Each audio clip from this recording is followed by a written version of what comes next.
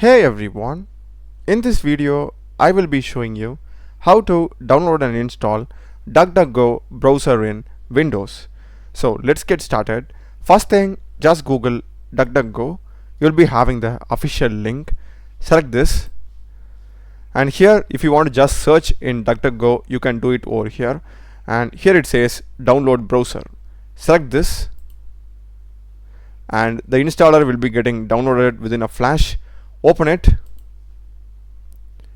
and just click on install now over here, and once the installation is complete you will be getting DuckDuckGo browser automatically open like this.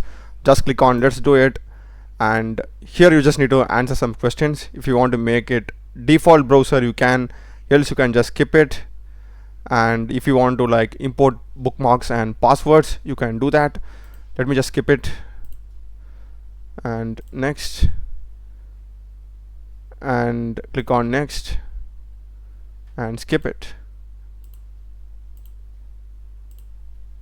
and that's it. We can begin working with DuckDuckGo. Do check the playlist of the channel, learn a lot of videos in programming and AI tools. Subscribe me. Thanks for watching.